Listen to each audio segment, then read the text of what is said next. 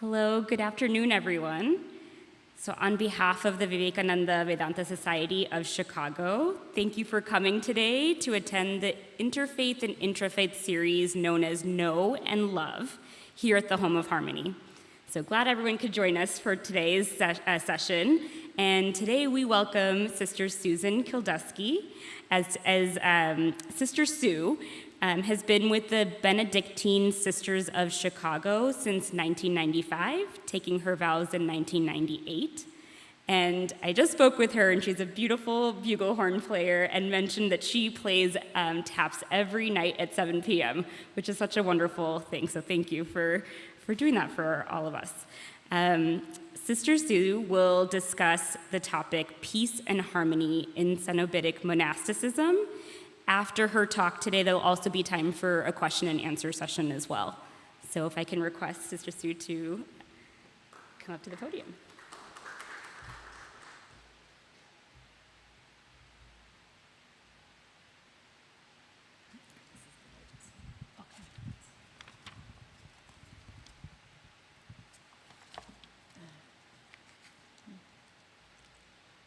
O Lord, open my lips, and my mouth shall proclaim your praise. Gathered in the presence of the God of all names, we listen and speak of peace and harmony. There's a few points I want to point out. If there are any words that if you don't know the meaning, you won't be able to listen to the rest of this talk, feel free to put your hand up and I will certainly help you.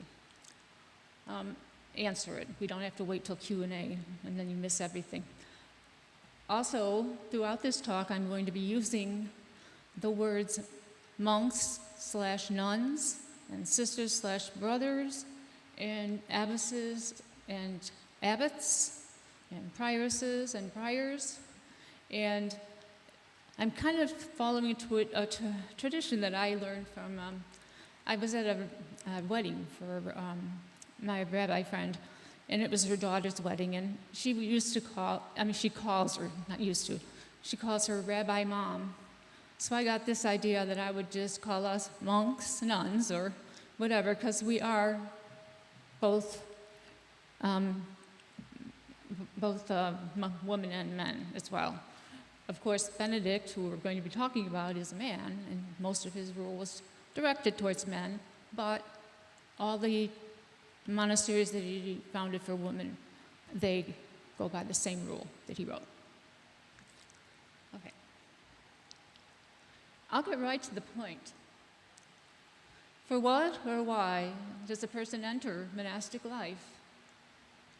The simple answer is to seek God.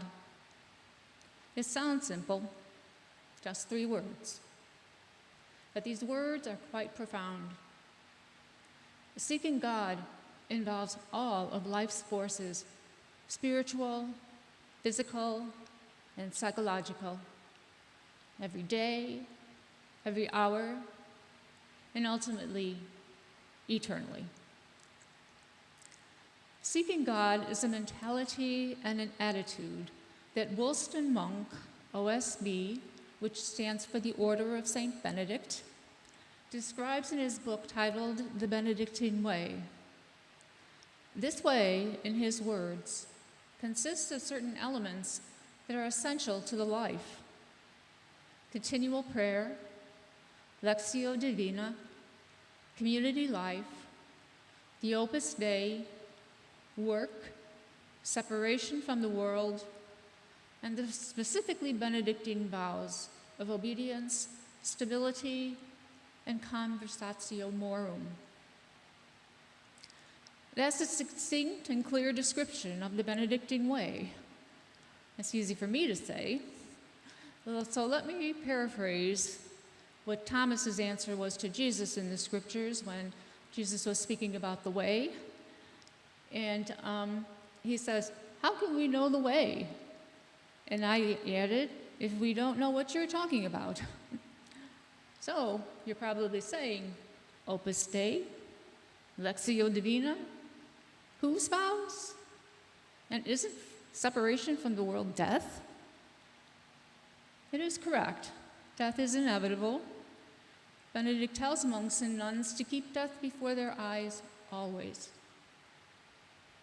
But I think that he expected this to be done while you're still on the earth, in the world. Each of these 7 phrases could be an entire semester class. Through simple questions and answers, you can consider this talk as like a course description of each of the 7 essential elements of the Benedictine way. And through the grace of God, you will understand all of it when I'm finished. Then there will be time to ask questions that you still have. The first question you may be asking is, who is this guy Benedict? This is a very valid question. When I first arrived at the monastery to begin my journey along the Benedictine way, my formation director brought me to the chapel wherein dwells in sacramental form the very God I was to be seeking. We were there to pray for grace and aid as I began my first step. When we were finished and leaving the chapel, a sister approached us and said, "Well, nobody knows if Benedict ever existed." And so I replied, as any naive new person would do, "There are some who don't know God, especially Jesus Christ. They don't know if either exists." So to my astonishment, she agreed. As my studies continued as a postulant and a novice, I came to know why people asked the question regarding the actual existence of this man Benedict. It is true that there are very few sources affirming the life of Benedict. Pope St. Gregory the Great, who wrote the only story about Benedict in the second of 4 books called the Dialogues, was born in 840 and is believed to have died.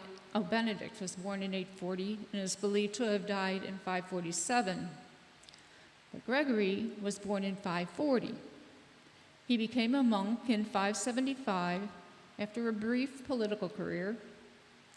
He was appointed abbot a few years later, and then he was elected pope in 590 and died in 604. He wrote the Dialogues in about 593.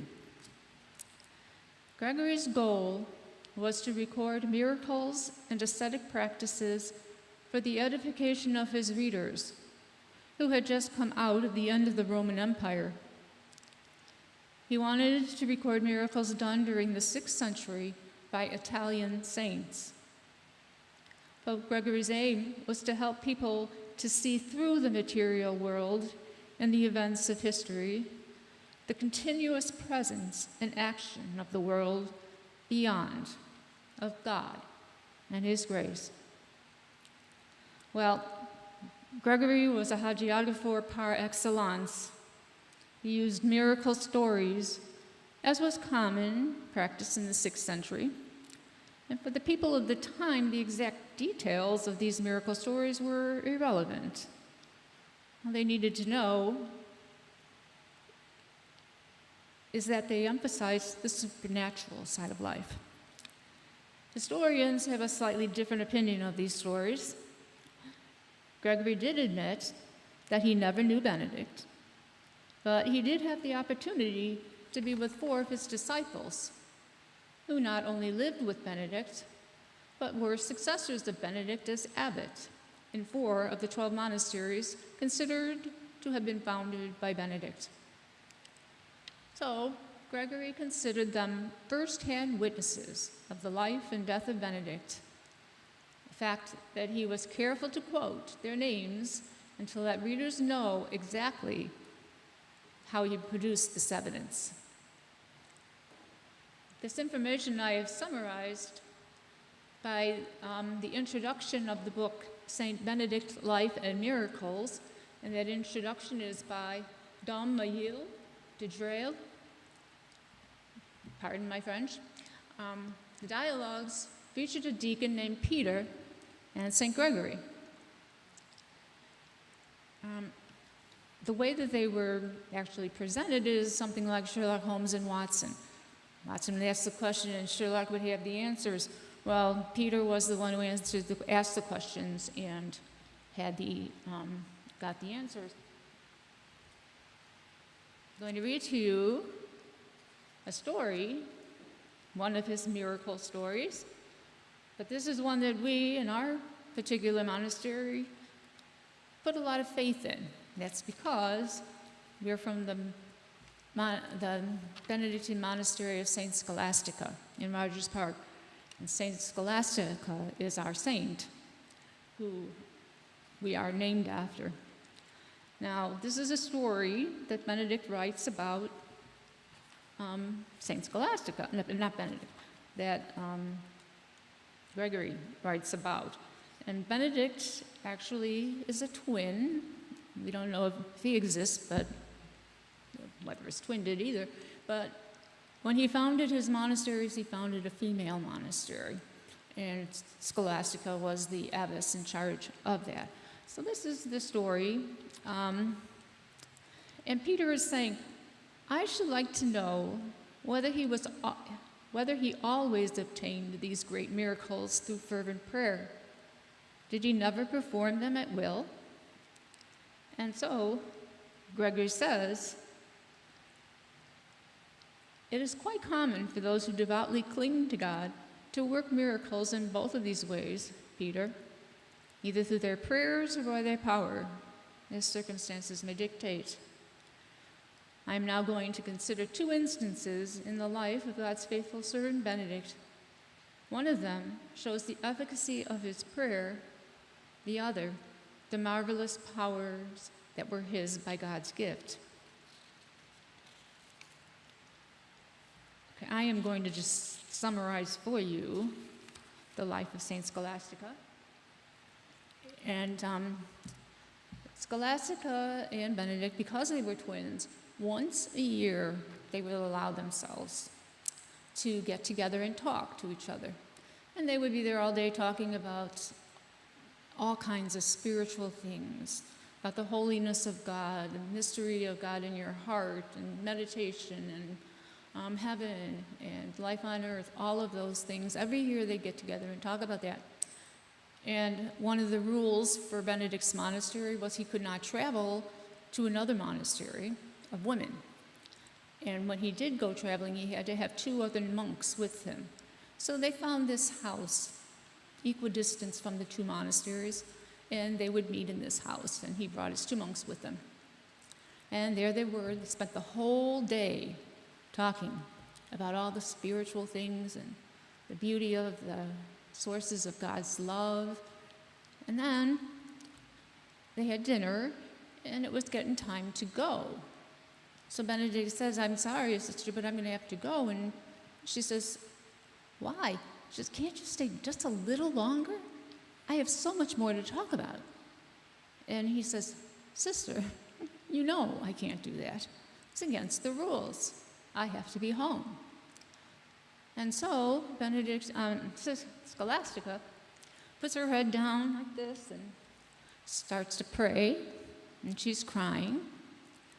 The next thing we know is that this huge thunderstorm broke out, big lightning flashes, basically making it impossible for Benedict to go home. And he says to her, sister, what have you done? And she says, well, you wouldn't listen to me, so I asked my God, and my God listened to me. And so Peter uses this, Gregory uses this story to tell about the power of love over the power of rules that cannot be broken. Love always wins. And it just turned out that after he did leave and go home the next day, 3 days later, he was looking in the sky, and he saw the soul of his sister in the form of a dove going up to heaven. So we understand why Scholastica wanted to spend that time talking to him and about God. So we always use that example of the power of the love of women. So Benedict himself, even with his rules and everything else, he had to give in sometimes. Okay. Now that we know how and what we know about Benedict, let's talk about the world from which the monks and nuns were to be separated. It's necessary to remember that Benedict is writing in the 6th century to an audience of monks that had come to the monastery mostly for protection from the life in the world at that time. Benedict employs a strict dichotomy between the monastery, the enclosure, and the world. For example, the monk nun asks the community to pray for them. All absent brothers and sisters are always remembered at the end of the Opus Dei. Whenever a monk or a sister or a nun goes for a journey, they ask their brothers or sisters to pray for them. And at the end of the office of the day, in our sense, Vespers, we always pray for the safety of our sisters. That goes all the way back to this tradition. So the rules for going on a journey, of course, Benedict had, and he said, you cannot eat while away from the monastery. And on the very day of their return, they were to speak to no one about anything they saw while away, in case they were caught off guard by the way of life that they were seeing, the evil, or hearing some idle talk. They had to lie face down on the floor of the oratory at the conclusion of the customary hours of the work of God, and I'll explain that. And they asked the prayers of all for any faults committed on the way. Now, we don't do that today. So, what was this evil world like in the 6th century? The 3rd through the 6th century was not friendly or peaceful for most of Europe, but especially for the fading Roman Empire. Generically labeled barbarians, Italy and the Roman-occupied states were being sacked and reformed many times over during these 400 years. Benedict's life began and ended with war. In his youth and early manhood, he enjoyed the security and peace of Theodoric's reign, and that lasted for 13 years. But then in his old age, he was saddened deeply by the Gothic War between Greek armies and Totila. Gregory even tells a miracle story regarding Totila and Benedict. Benedict was known to be a prophet who could see in the future. And so Totila announced to him that he was going to come and visit, and he decided he was going to fool the man of God by dressing one of his swordsmen up in his clothes and sending him with his whole regiment to visit Benedict to see if Benedict would know the difference. Well, before they even got there, Benedict knew, and as soon as they got there, they said, why don't you take off those clothes and put on the clothes you really are supposed to be wearing? So Benedict did know, and they were, of course, totally ashamed and said, oh, we just wanted to see your miracle of prophecy. So,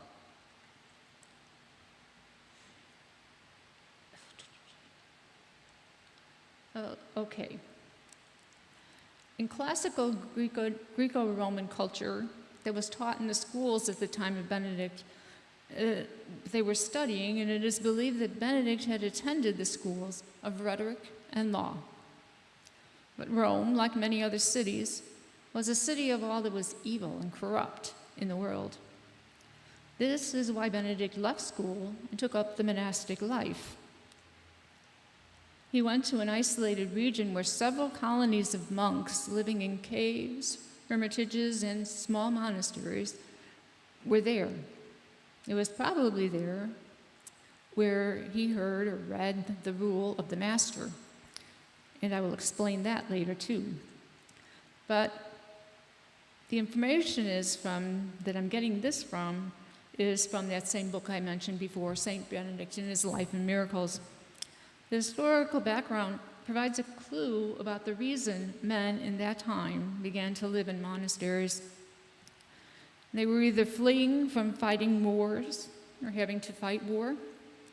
Also, there were barbarians of all kinds around the city of Rome and also in other surrounding countries.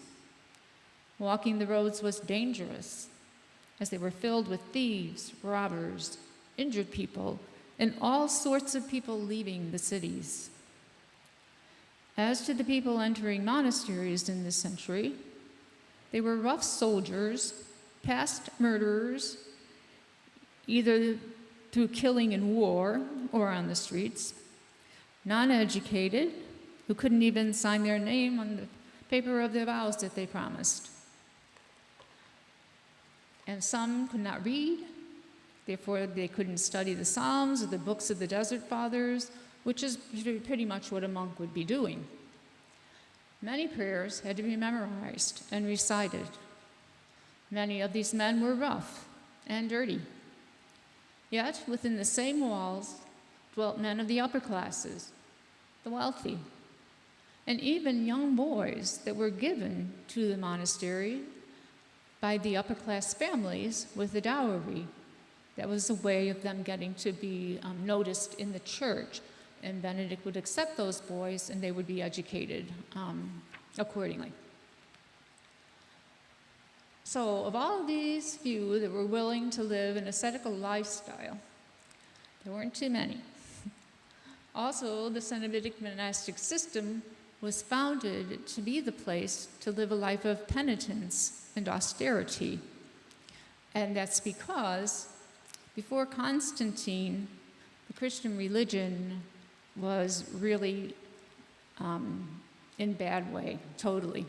They were constantly being martyred, blamed for things by emperors.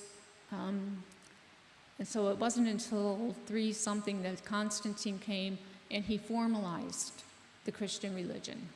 And therefore they were all free from that, and they were free to practice, and it actually took over gradually throughout the rest of the time. But what happened was the martyrs were automatically considered saints because they gave their life, their whole life, for what they believed. So because people weren't being martyrs anymore, they established the monasteries. And in the monasteries, they were to lead ascetic lives. And basically, from the giving up of their will and all that they have, they were imitating the martyrs. So this was very, very important that they follow the rules and be truly ascetic. Okay, is it time for the vows? No, can't talk about the vows if we don't know about the rule, which governs life in the monastery in which the monk nun is promising to live. So, the holy rule of our Holy Father Benedict is up for discussion. The first word in the rule is listen.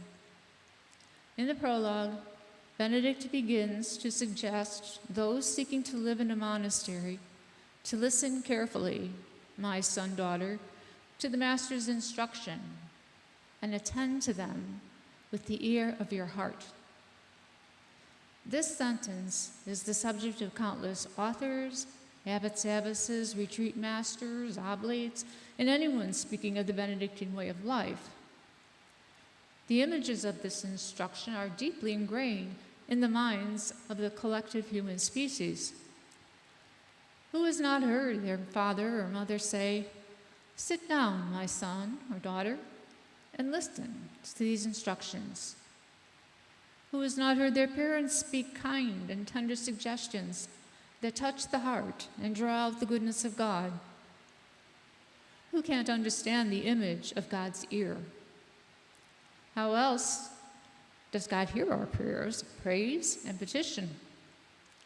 Anthropomorphism is usually in every religion, as well as in cartoons, fables about animals, and anything we want to have features that are unable to easily understand because they're too subtle, So by giving them human characteristics, we're able to understand a little bit more about them.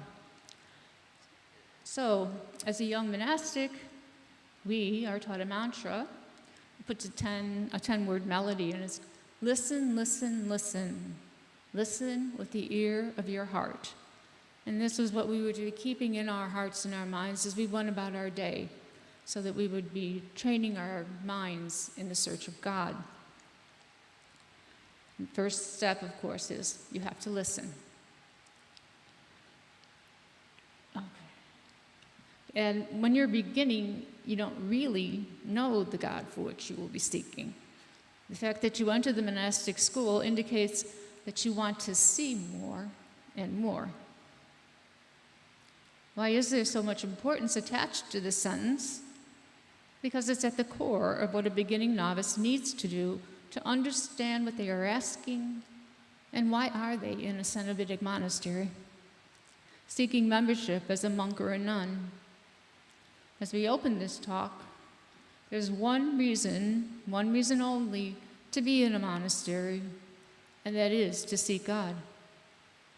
How does one discern the motivating reason for choice than to listen deeply to your heart as you hear the invitation of God to come away for a while and learn how and where to find me? Benedict advises that the one in charge of the novices is a senior chosen for skill in winning souls, who is appointed to look after the novices with careful attention. The concern must be whether the novice truly seeks God and shows eagerness for the work of God, for obedience, and most importantly, for trials. Benedict is very clear on not giving the people who are wanting to enter an easy way. Even from the very beginning, when they knock on the door saying they want to come in, Benedict says, don't answer them, don't let them in. Now, if they come back 3 days, do the same thing, then you know that they're persevering in their quest, so let them in and put them in the guest room. Then they get to spend a few days in there living with the monks and nuns, and they can determine whether they really want to come in and try this life of seeking God. So that's why they're given trials. The entire rule is read to them, and they pray over it, and they're taught it, and they're tried in their perseverance as to whether they really are able to live this life and know what the life consists of.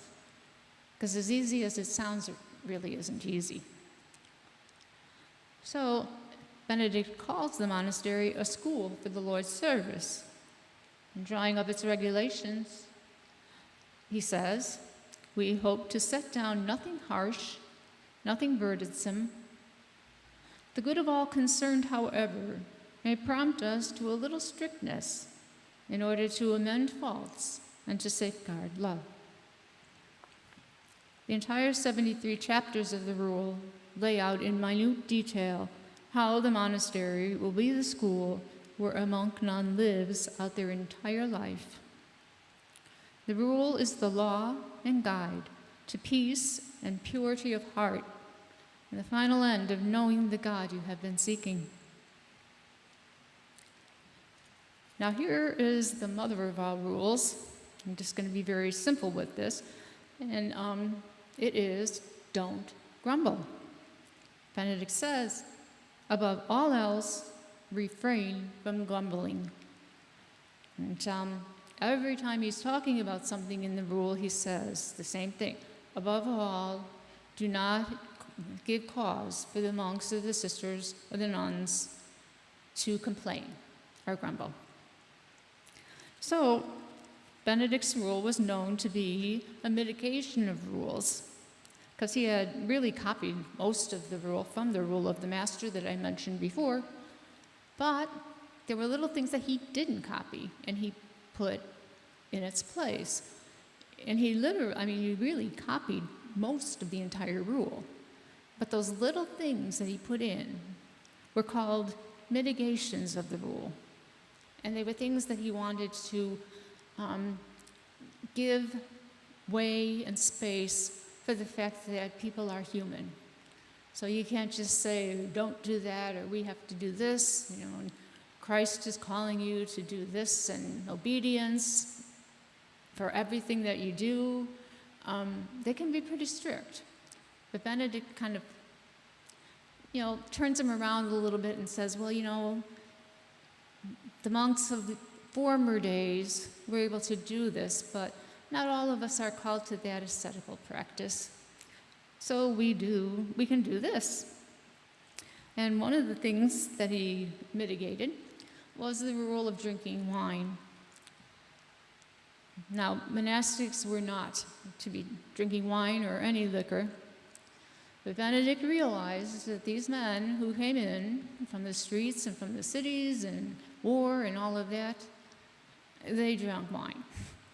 And to take it away from them would cause them to maybe falter on their way of the journey and not want to continue. So he allows them a certain portion of wine every day at the meal or the meals. They usually have one meal if they're fasting, and then 2 meals a day if they're not. So this wine becomes to be expected. So with all of these mitigations of the rule, when you're having one taken away in accord with different circumstances, this can lead to grumbling. For example, no wine? How can you expect them not to complain? Really? The reason Benedict insists on this is whatever you are asked to do in the way of obedience, it must be done as though it was Christ himself asking you to do it. If one does something while complaining about it, all the merit and grace of surrendering the will to the abbot, abbess, and therefore the whole community is lost. One thing it is always good for a monastic to remember is that life is not fair. But life as it happens is an opportunity for praising God and receiving blessings, wine or no wine. Grumbling divides and upsets monastic community. Genuine obedience keeps the monastic happy to know that they are blessed in what they are doing. The more monks and nuns who are happy and blessed, the more peace and harmony there is in the house. And Benedict wrote that the abbess and the abbot can make changes according to customs and specific times and dates, but all is to be done to keep peace in the house of God. So what would happen to these monastics who grumble? The most severe punishment of the rule is excommunication. Yes, you were right. Benedict is very forgiving about most faults, as he was so aware of human nature. But if a brother is found to be stubborn or disobedient or proud, if he grumbles or she grumbles in any way, despises the holy rule, and defies the orders of the seniors, they should be warned twice, privately, by the seniors. And this is based on the church's disciplinary measures at that time, which were based on the Gospel of Matthew, where he says, I don't want to really go into detail of this, but Jesus' words, if your brother sins against you, so by substitution, grumbling is up there, is not just a fault, but a sin. And we can understand why, because it is so divisive in the monastery. Now, as to what excommunication is, as for Benedict, there were degrees of faults, hence degrees of excommunication. For a serious fault, a brother or sister is to be excluded from both the table and the oratory. For lesser faults, is excluded only from the table. For even lesser faults, a monk or a nun can make satisfaction, hence forgiveness of the fault, in the oratory according to the directions of the abbot or abbess. Now, I'm not really going to give you the details of this excommunication, but I do assure you, if you really are interested and this is something that you want to know about, I will certainly discuss it in the Q&A. But right now, I think we can skip over that. But the whole purpose of the penal routine that's described in the rule is in place to keep peace in the community.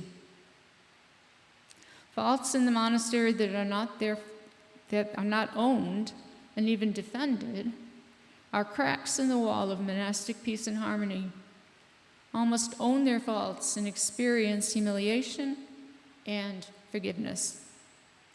Benedict adds to each hour of prayer the reciting of the Our Father, what we Christians have come to know it by, but it basically were the rules that were summarized of how Jesus instructed his disciples to pray. And I'm sure most of you probably are familiar with it. Basically calling on God, our Father, who art in heaven, hallowed be thy name. Thy kingdom come, thy will be done, on earth as it is in heaven.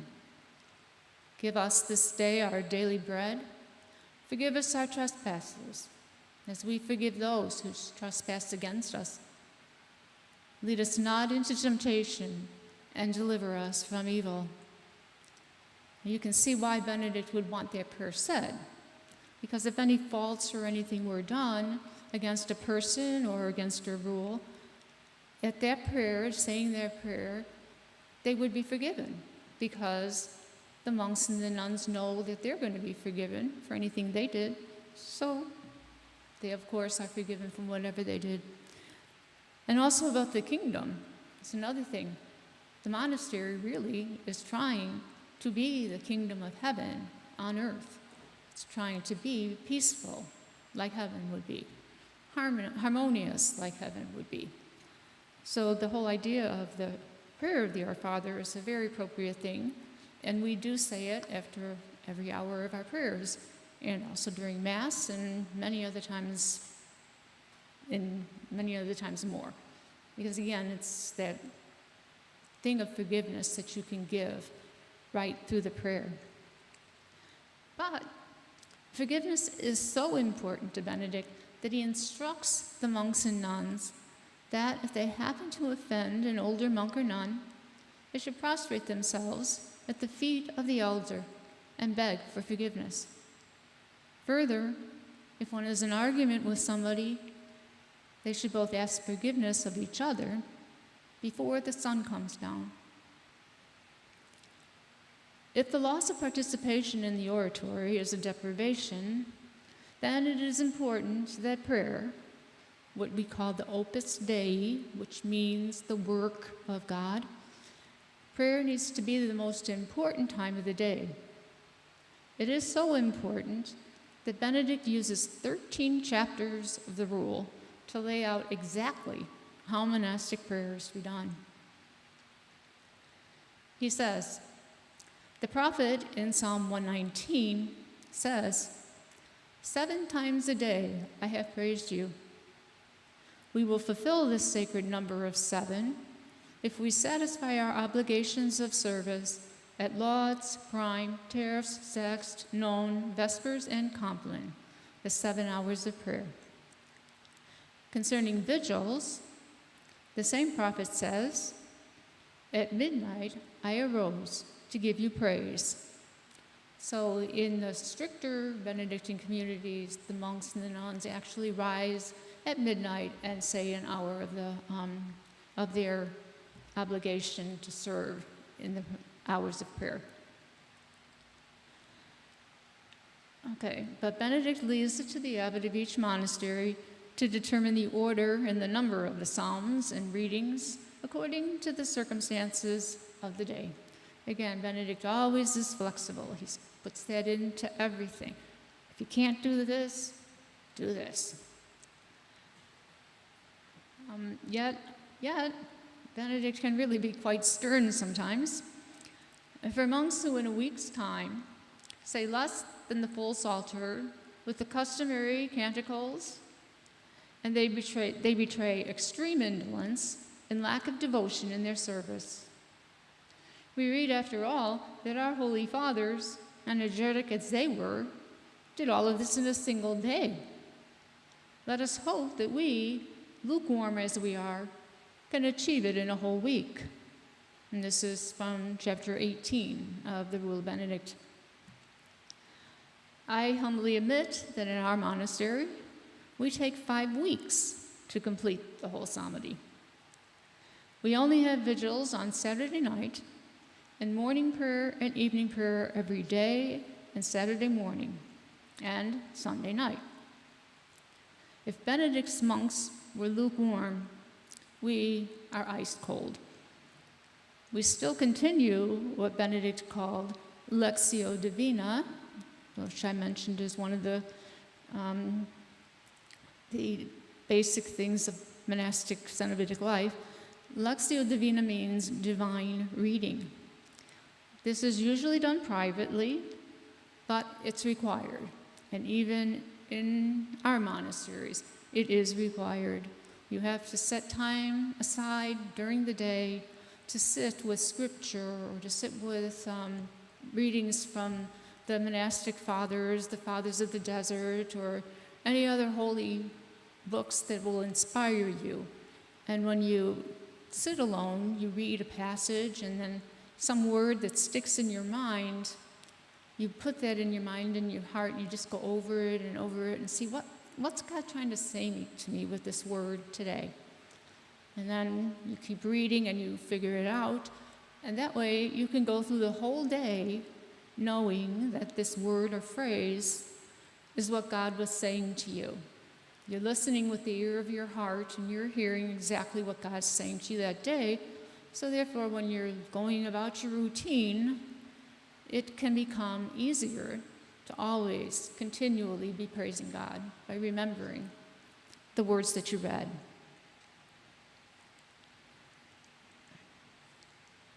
Okay, so basically this is what helps keep the word or phrase, to keep it in mind throughout the day.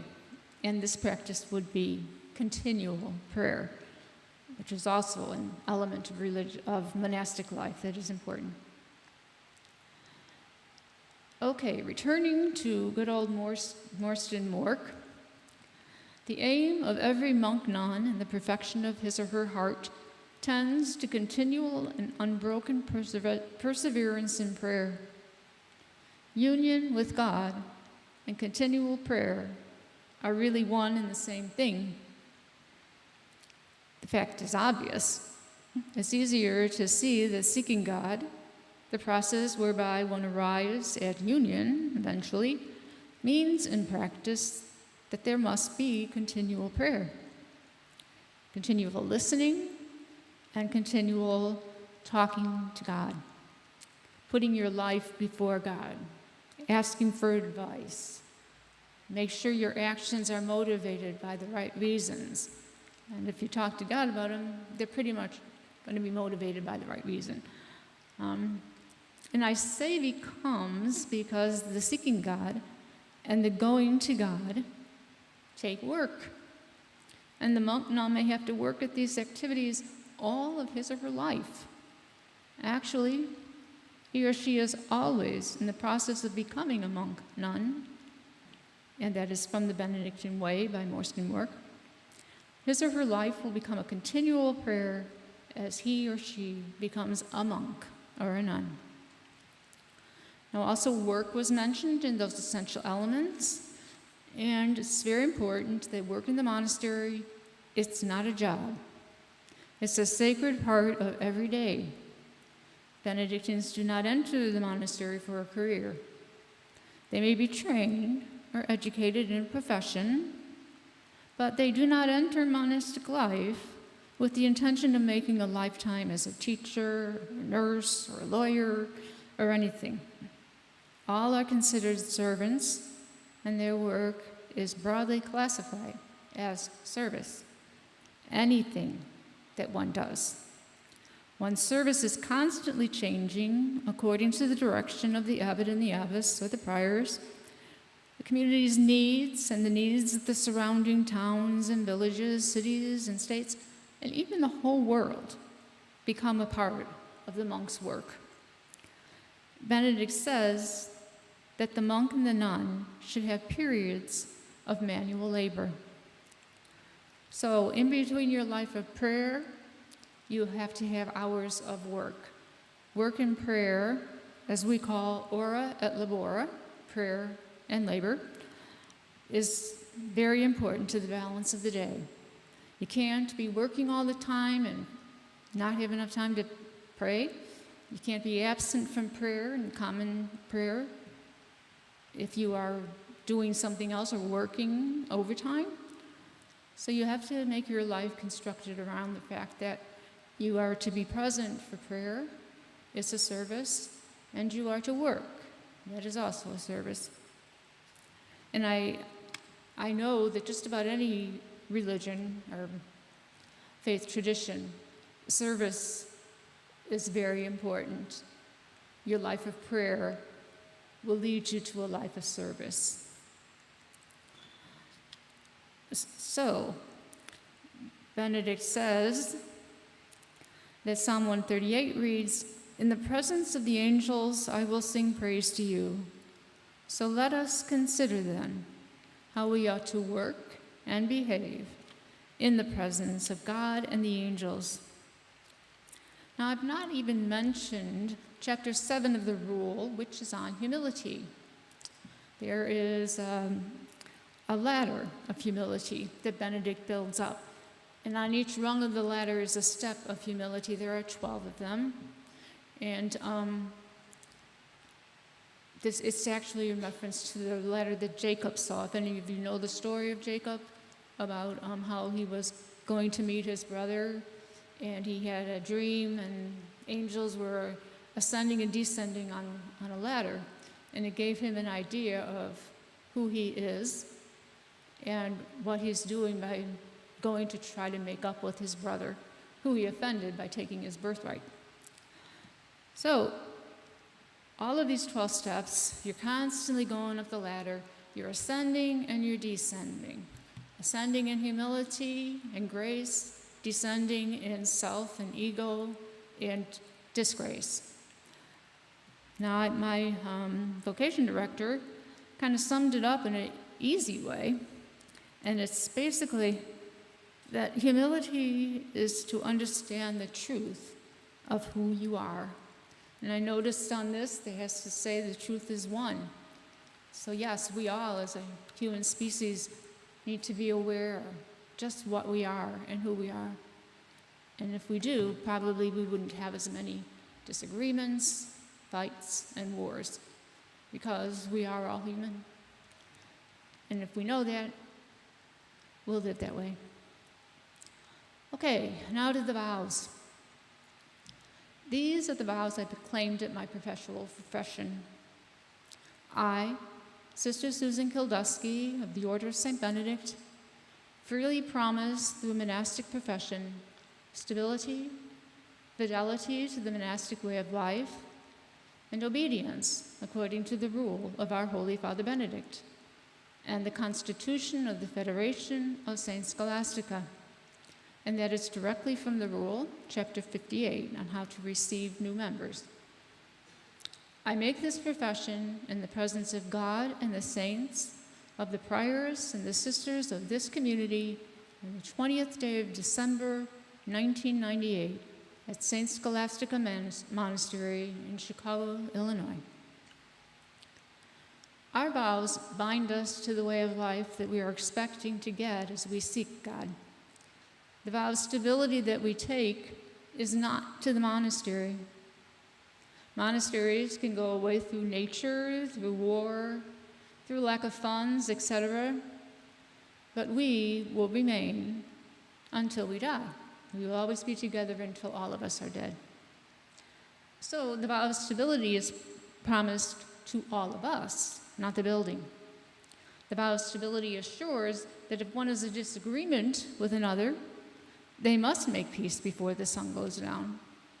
And this is easier said than done, but when approached by a monk or nun with a mean demeanor or a bad day, you become sometimes the person that they take out their frustrations and anger over their bad day. And so, because of the vow of stability, there's no place you can go to get away from it. You live there. Everything you do, you share your space and time with everything. Eating, praying, sleeping, recreating, attending meetings, going on an errand, everything that occurs in a day. And the next, and the next, and the next day.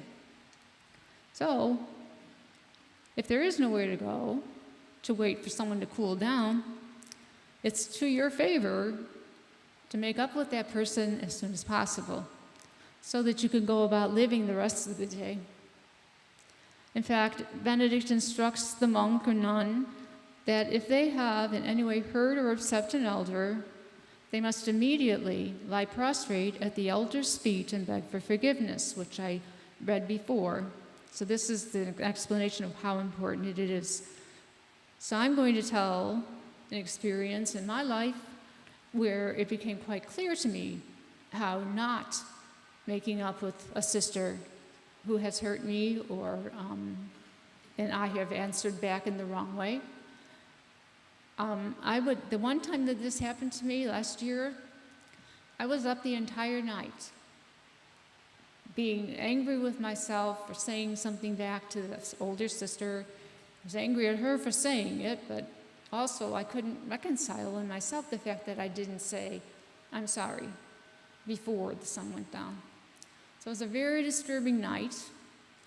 And as it happened, we were going into chapel on Sunday morning, and the sister was sitting in chapel, and so I went up to her and I said, I'm really sorry that if I hurt you or offended you. And she said to me, I'm really sorry if I did the same to you. And we gave each other a hug and made up. It was that simple. That's all it took. A whole night of sleep lost because you can't do a simple little action right away. Okay, so this is why Benedict insists that a monk or nun live in a monastery. Where you live under a rule and an abbot or abbess or a prioress or prior. This is how one gets the ego filed down until the edges recede and the uno becomes communal. The soul is open and free, no longer searching for ways to please God, the superior, the boss at work, or the peers in the monastery. The monk nun has found the love of God. It's the God that she or he has been seeking. And then when you know the awesomeness of that love, the monk nun wants only to love God in return. But why one does it, and they have to know why one is doing it and who is doing it. This is why in our monastery we remind each other also that where one of us is serving, all of us are serving, because we are one. So, say hi to our sisters. Every day that one seeks God, one will come closer to conforming one's life to the monastic way of life. That way of life is what goes on in a monastic community, a life of perpetually keeping the aim of the search in mind, in prayer and in ministry. It is possible to find and know the God of one's search in life, before your soul sails away in death. The monastic vows, and knowing that they are taken by all, for the good of all, gives a peace and a sense of belonging in a monk's or nun's soul, and therefore, in the entire monastic community, there is harmony and peace. And another aspect of all of this as you go along in the maturity of your faith and living your life, you come to realize that, yes, you are seeking God, but God is seeking you more than you're seeking God. God wants to have a relationship with you. God loves you, God created you, and there's nothing more that God wants than to have you talk to him, try to live your life in a nice way, be encouraged by God, and just be a sustaining force in the world because of your relationship with God. So that really is a very, very important thing to remember. It's not all us. A lot of it, most of it is God. One of the songs that we sing on the Feast of St. Benedict, to remind ourselves again about the importance of listening and opening our hearts, it basically goes, "Open my eyes, Lord, so that I can see your face.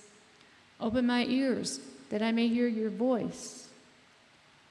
Open my heart, that I may know your love." And then God responds, "I live within you. Now rest in me." And there is a, let's see. There's a hymn that is a very ancient hymn in the church, but it's going to summarize exactly pretty much every single thing that I have said so far. Where?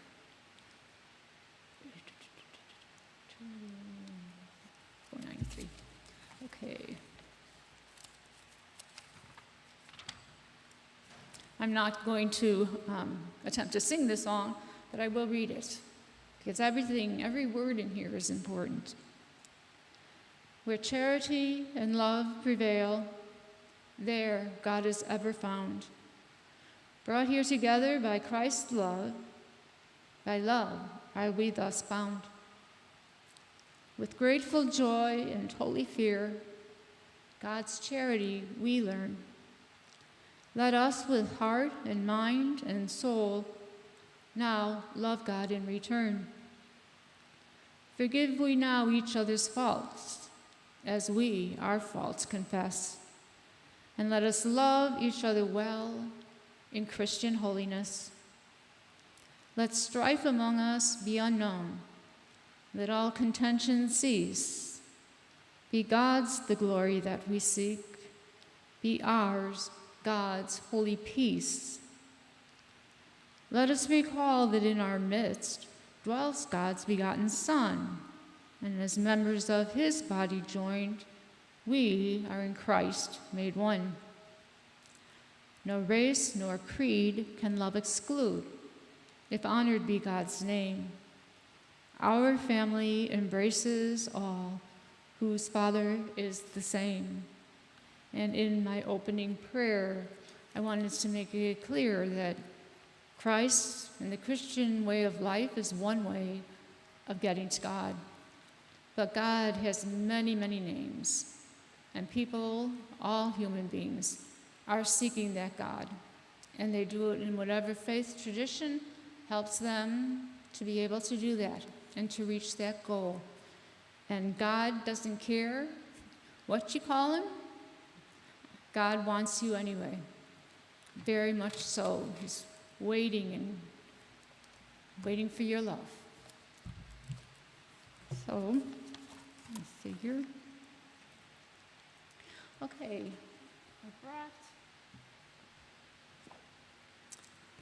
remember I explained with the vow of stability how you don't make it to the monastery, you make it to the people in the monastery? Well, an example of that is facing us as a community, because we own 14.5 acres with a huge building on it that used to hold about 300 people, and there's only 19 of us left. So we've come to the decision that we have to sell that property and then use that money to live somewhere else. So we're trying to discern, what is God telling us? Where are we going to go? And how is God affirming us in our decisions along the way? So the prayer we use every day after Vespers is, Spirit of God, who led our foremothers to this place, named for your servant Scholastica, be with us now. Guide us as we weigh choices and make decisions. Help us to listen with the ear of our hearts to your promptings, the wisdom of each other, the counsel of the wise, and our own deepest desires. Give us humility, patience, and good zeal as we discern what is and what is becoming. May this mysterious moment of our history lead to new and abundant life. And we ask all of these things in the name of Jesus. And I ask all of you to pray for my sisters, that we find the place that we need to go according to God. And whatever name you want to call God, doesn't matter. We need all of the names. It's really important. So that's about all I have to say. Hope I didn't keep you too long, 1 minute over. So any questions or something that you want answered? Thank you.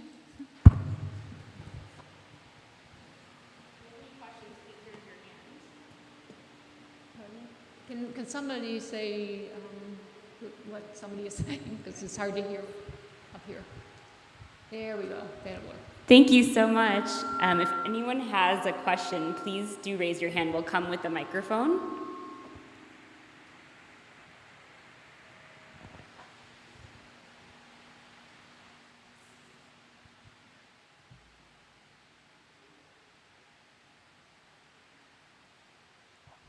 Thank you, Sister Sue. That was very interesting and enlightening. I've always wondered what the difference is between a convent and a monastery. I always thought that nuns lived in convents and monks lived in monasteries, but I guess that's not true. It's very, very confusing. Let me try to kind of explain it. There is a monastic way of life, which is the life I've been describing, and there is an apostolic way of life. The monastic way of life has that one end, finding God. But the apostolic orders of sisters and brothers and priests or whatever, they also want to seek God and they want to be developed in their Christian faith, but they have a second end. And that second end is always what their ministry is. And their ministry is based on the tradition of their founders, whoever founded them. So some nuns teach, and some work in hospitals, some work in nursing homes, some are nurses, some are canon lawyers for all that. But whatever it is, it's this charism of their convent or founder that they're living. So they, for that reason, to minister in those various ways that they're well trained in doing, they oftentimes don't even get to live in their mother house, wherever that is. They get their formation there, but that's about it. Then they're sent off to convents, which are usually attached to the facility or the building wherever you're ministering. And if there is no convent there, like today, a lot of nuns live in apartments, some one or two at a time and some alone. But basically, again, their one end is to seek God, but they have a second end. So monastic people, we only have the one end. We're only seeking God, and it doesn't matter what we're doing. In fact, as I said, don't even think of coming for a career, because everything you do, whatever you do, is the service, and you will be asked to do things that you never thought you would even be asked to do. We are trained, and we are sent to school, get degrees and all of that, and you end up, and myself included, I end up serving and doing what I did. But as time went on, first of all, I got very sick, and I was in the infirmary for quite a while. But since then, I have gotten much better, and I've been walking around all these places where I couldn't walk before and doing all these things. So the community asked me if I would use some of my energy to go outside in our 14.5 acres and pick up all the branches and the limbs of the trees that fall, even the little twigs. And I have to say that's the first thing I've been asked to do in monastic life that I'm not trained in some way to do. But for me, it was a very important thing to be able to do. Every day when I'm out there for hours picking up these things and cleaning the lawn, it's just a time for constant prayer and that nature tells me of the goodness of God, and my working with nature is so important. Because when you're picking up these big twigs and these big branches, usually there are ants and other animals or other insects or anything under those, and that's their house. And here I am going and taking that house and totally destroying it like a tornado. And then I don't kill them, but then they end up in my cart, and I take my cart and throw it in the garbage, and then they're all left in the cart, and they're wandering around. But they've been, and not only have I destroyed their home, I've taken them away from where their home is to get rid of these branches. And then they're forced, as they live, to find another house in another way and build and get back to relationships if they can find wherever they went. So this is something that really occupies my mind. It makes me very, very aware of what human footsteps can do in creation. And it's very important to be aware of that and to live one's life seeking God in all of creation. So did that answer the question? Sister, I have a question. Thank you very much. Very beautiful lecture and a lot of information there. So one of the things that I have read in Rules of Benedict is treating the guest, and it says like something like, I don't recall exactly, but receive your guest as a Christ. That I found very interesting. I don't know, you can probably shed some more light on it, but it asks similar things in like Hindu tradition also, like Atithi Devo Bhava, God treat your guest as a God. So similar rule in Benedict, I think it's coming from Book of Matthew or something, but that I found very interesting because it's not ascetic life which is secluded and everything. You're welcoming the guests also and treating them with utmost respect. Mm-hmm. Well, one thing about Benedict's rule, because it's so flexible and adaptable, it can be applied to all sorts of life, anyone. We have what we call oblates, and those are people who live their life in their home with their children and family, but they take the vows to follow the rule of Benedict, and they meet with us once a month, and they do scripture exchanges and talking about spirituality and Benedictine mannerisms, and they also interact with us by doing service that they're inspired to do. And many of those things are they'll have a speaker come and serve, and we get to listen to that speaker, or just this last week, they put on a picnic, and all of us were invited. So whatever they decide they want to do to help us out, that's what they do, and they follow the rule of Benedict. They read it daily. They do their lectio. They pray, and they find out, okay, what am I being called to do? Because I'm seeking God, and what is God wanting of me? Also, though, in other faith traditions, they even use the rule of Benedict, because it is, again, it's such a rule that can be applied anywhere. So you would even have, I just heard the Tibetan nuns Thursday, and I was having a discussion with them, and their rules and their way of living monastic life are pretty much the same as mine. And you wouldn't think so, but it is. We talked about what happens when sisters don't agree. What do we do with that? We talked about education, and education was very important to them because they're finally been recognized to be educated on the level of a monk. So it was a very wonderful experience hearing them and knowing the things that were the same about my monastic life and their monastic life, and also very clearly the difference between my monastic life and their monastic life. And even in Benedictine life itself, there are various orders that have broken away from the traditional way of Benedict as it has gone from the 6th century on, usually about I think it was the 10th century, that some of the monks decided that they weren't living austerely enough or ascetically enough, and they weren't really living the rule the way Benedict wanted it done. So they split off, and they formed the Trappists, which they've given up that name Trappist now, and they're Cistercians.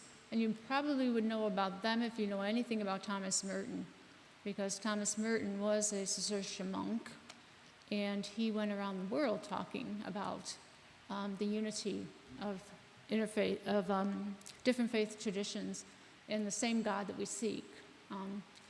So they have their life. Besides the Cistercians, there's the commendable, and they have there's a Saint Romuald who had a different way of living the rule.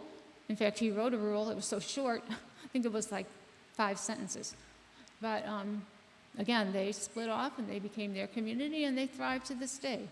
So that rule of Benedict you would find anywhere.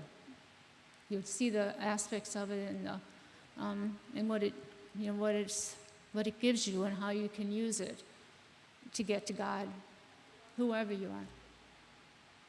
Does that answer? Sister, thank you very much. Quick question. I was curious about if there's anything in the rules that speak to progress against that spiritual journey. Because I can imagine there were monks and nuns who were entering this new life who must have asked, am I making progress? Is this going anywhere? Is there anything in the rules or commentary that speaks to measuring progress of that journey? Yes, there definitely is, pretty much all through it. But again, Benedict is constantly saying, remember who you are, remember where you are, why did you come here, what was the reason? And you ask yourself constantly, am I doing this? Or am I just fooling myself? And I'm not really a monastic, I'm a formal speaker, or I'm a teacher. But the constancy in the rule is always to be seeking God, and it's the God that is seeking you. So you're constantly going over in your mind and your heart how you're doing this, because you want to persevere in what you're doing. Many times you miss the mark, and you're descending on that ladder.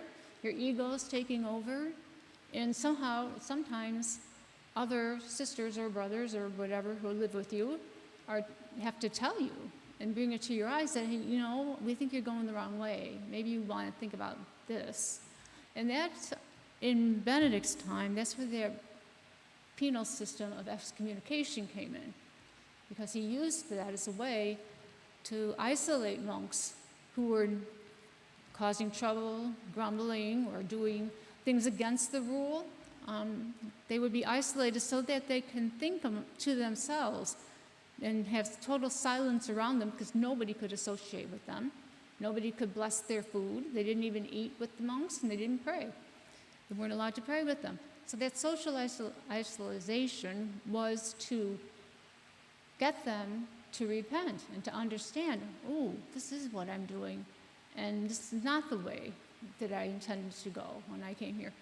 And so when you repent, the prioress or the abbot or the abbess or whatever they are, they will tell you, okay, it's been enough. You have received forgiveness, and it's over. But that's a very hard rule especially for the people in Benedict's time, because again, they were coming out of the end of the Roman Empire as they knew it, living a life that was basically savage, and they're coming together to be one with each other and to work with each other to find God. Because, after you've been in the military and you've killed people, or after you tried not to, you kind of have in your heart a feeling of, oh my gosh, why did I do that?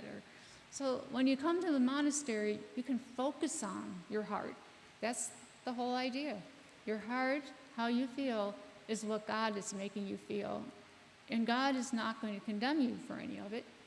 it's automatically forgiven. But you need to be aware of it if you're going to proceed and persevere in the path.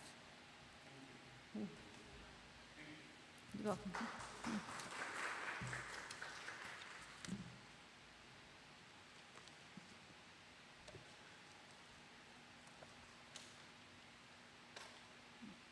Don't. Oh, I didn't even drink any water the whole time.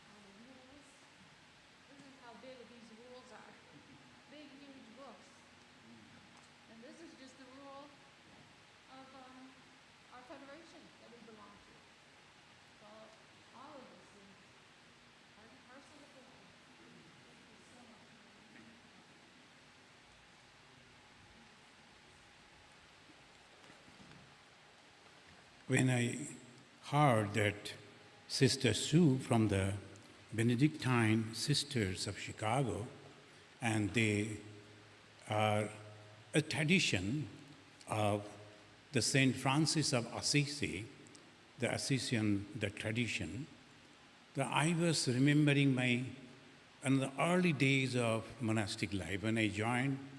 The first book that I got to read, the Saint Francis of Assisi.